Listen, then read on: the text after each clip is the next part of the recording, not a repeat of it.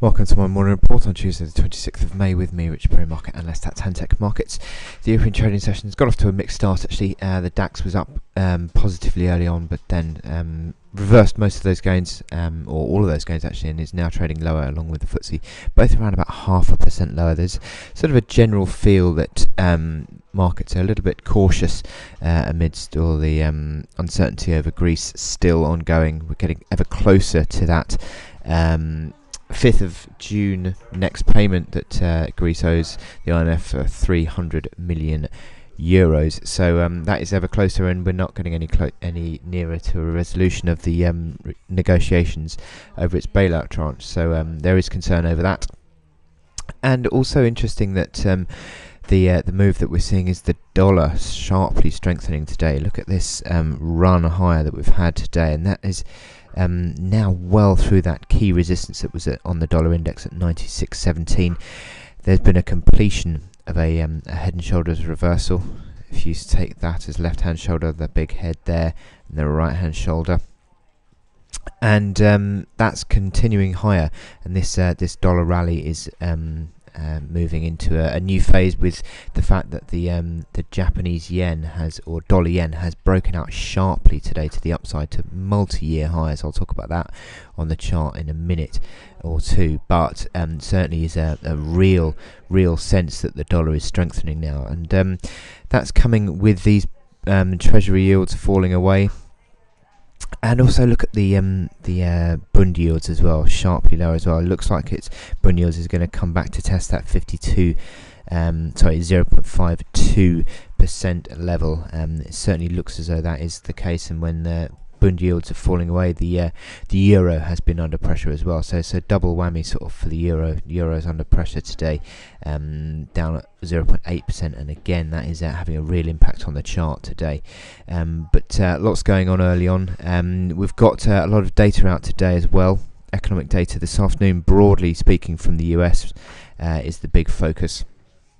Starting off at 12 with the durable goods, which on a ex-transport basis is forecast to actually improve slightly on a month-on-month basis to 0.4% on the month. So that would be an improvement on what we've seen in recent times, and that would be an 8-month high there for the improvement there, and that would certainly suggest a little bit of a pickup in sentiment in that indicator. And also we've got at 3 o'clock this afternoon the consumer confidence. Now again, as with the durable goods, it's been pretty weak recently, so any pickup I think will be reacted upon. Consumer confidence is forecast to come in at 95.0, so that would again be a sort of 5-month low really. But again, if there's any sort of pickup in confidence, then I think that would be seen as a very dollar-strong positive move, because we had that Yellen speech on Friday, and she was talking about the data being transitory.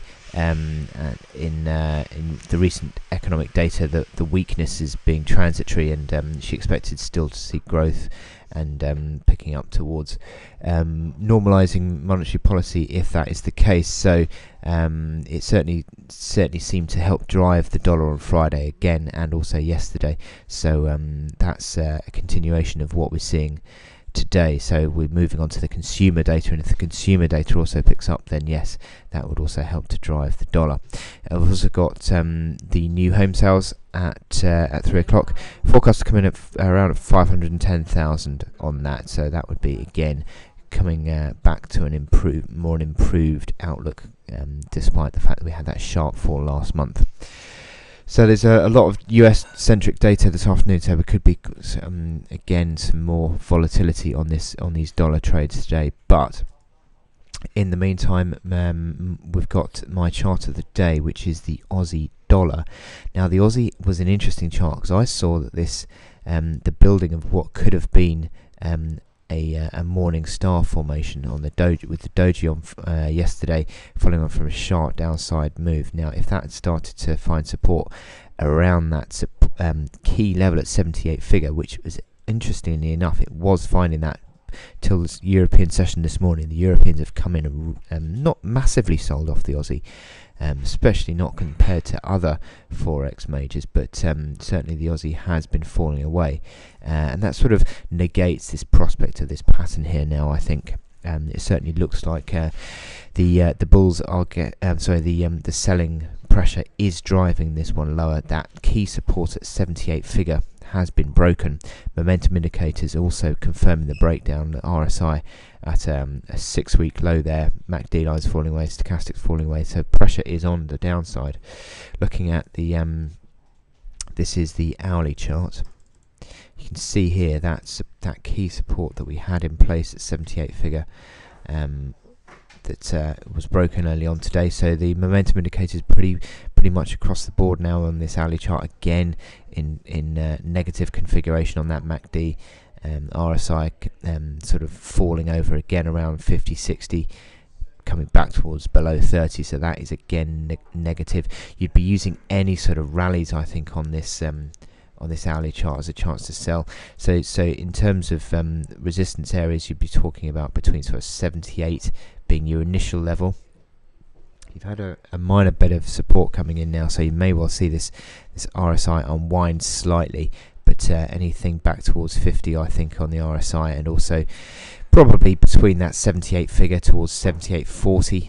78.40 again, another historic pivot level on the Aussie. So the Aussie loves a pivot level, by the way. So 78.40 is the initial one on the upside. So 40 pips worth of resistance there. I think that would be used as a chance to sell, I think, today as this RSI unwinds. So it certainly looks as though the pressure is back on to the downside on the Aussie. So I wish you good luck in your trading today, and I will speak to you later. Thank you.